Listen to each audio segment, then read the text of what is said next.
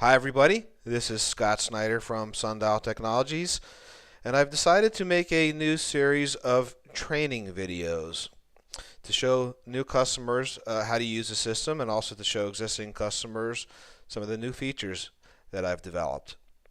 So my goal in this video is to provide an overview of the daily operations of running the dialer.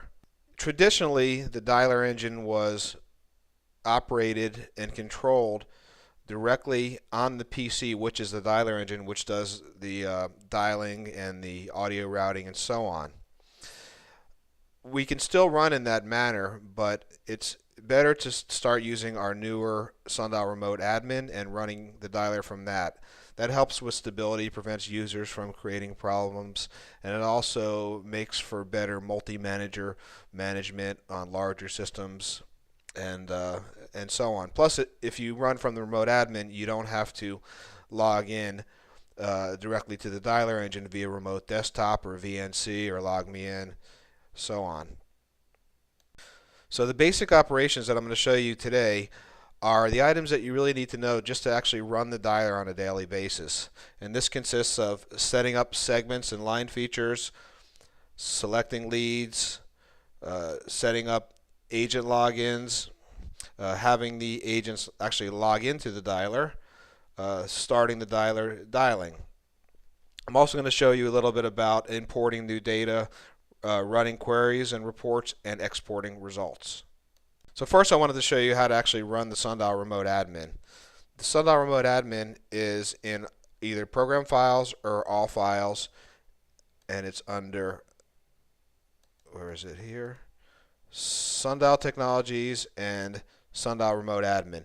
Now typically we'll put a shortcut on the taskbar on the desktop for you also.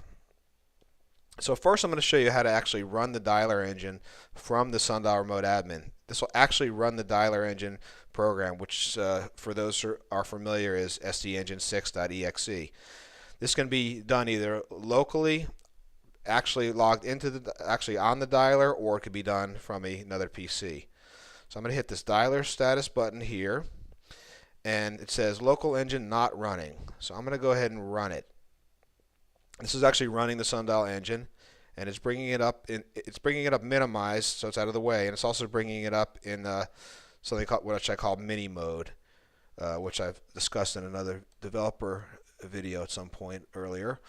If you're familiar with dialer and you need to get back to the classic mode, you can always hit full mode at this point, and it'll go back and you have your familiar user interface here.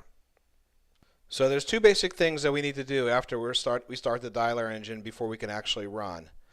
One of them is select campaigns to dial, and the other one is to have the agents log in. So here we have the SunDial Live Lead Selector, and here are the campaigns that have previously been imported. I'll show you guys how to use the import program in another video. But I'm going to go ahead and select this campaign called Citibank. I'm also going to go through this lead selector in a little bit more detail in another video too. So I'll say dial selected campaigns, and now it shows us we have 673 leads remaining to dial in this campaign. At this point I could start the dialer dialing, but it's going to wait for stations. Nothing's happening because there's no stations in. I'm going to go ahead and I'm going to run the SunDial agent, and this is a new SunDial agent. This is a .NET based SunDial agent, and what I'm going to be showing you is actually a custom agent that I wrote for a large international mail order company. So it's a bit different than the standard scripting that we'll discuss at another point, but I'm going to go ahead and log in as myself. I've already set up a login for myself in the login table, which I will also show you soon. I'm going to say OK. And this is interesting. For those of you that have run the dialer before, you've probably never seen this before. This is a feature called Agent Segment Choices. And a segment is basically a group of stations running a group of campaigns with a group of phone lines. So right here, I have two segments, socks and underwear. I'm going to go ahead and choose socks, and that's the segment I'm going to log into. I'm also going to go into segment setup a little bit more in detail later, and I have a separate video called segment groups or segment grouping already up there. Okay, now that I'm logged in, it says that I'm paused until ready. Now this is me playing the agent, and this is me playing the manager. So this still waiting for stations because I'm paused. The reason for, oh, one other thing. When you're running the real dialer, this is in simulation, and the agent logs in, it will ring their soft phone, and it'll typically be set to auto answer, and it'll stay off hook throughout the entire dialing session.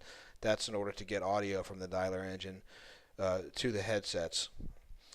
Okay, so I'm paused until ready, and I'm going to go ahead and unpause. And now you can see the dialer is dialing here, and it's going to conform to the parameters I set up for pacing, likely, if I've set them up. Now, when the lines are dialing, they are yellow. When they're waiting between dials, they're yellow or kind of brown. When they're connected, they are green, and when they're stopped, they're red. Now, yes, I'm dialing with reckless abandon here, so we're going to have a very high drop rate. After I logged in, I went to paused. When I said be ready, I went to available, and then when connected, I went to connected. Back on the agent screen, hello, may I speak to Scott Aronson, so-and-so. You can see this is an agent that's far different than the older legacy agent that uses HTML-based scripting. I have rich text boxes that can be edited by the manager, and I have an order form in here where you can pick and order products, a closing rich text box, a place for rebuttals, and some places where you can enter basic customer data.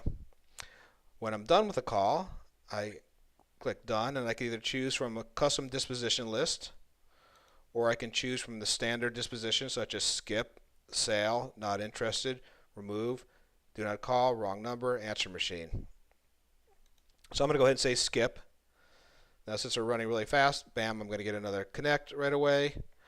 And I'll say not interested. And so on. I get another connect from there, remove. And watch this. I'm going to connect, but I'm going to pause myself while I'm connected. At this point, if I hit skip, you'll see that I'm not going to continue to get calls. I'm in the pause queue. The dialer is going to go back to waiting for stations. So that's about all you have to do to run a dialer shift, is select leads to dial, have the agents log in, and start dialing. In the next few videos, I'm going to explain in more detail about lead selection, how the parameters work and how they're set up, and so on. I'm also going to explain segment setup, where you can set up segments, and you can set up segment groups for your different shift configurations. Also, I'm going to explain how to import leads into the system and create import maps to match the data in the order that you have it. And I'm going to explain how to get data via SQL queries, run some of the common queries, update data, delete data, and so on. I'm going to explain how to run reports, and I'm going to briefly explain digital recording and about the quality control recordings feature, which is a new feature which is documented in another video. Anyway, thank you for watching, and please continue to watch my SunDial training videos.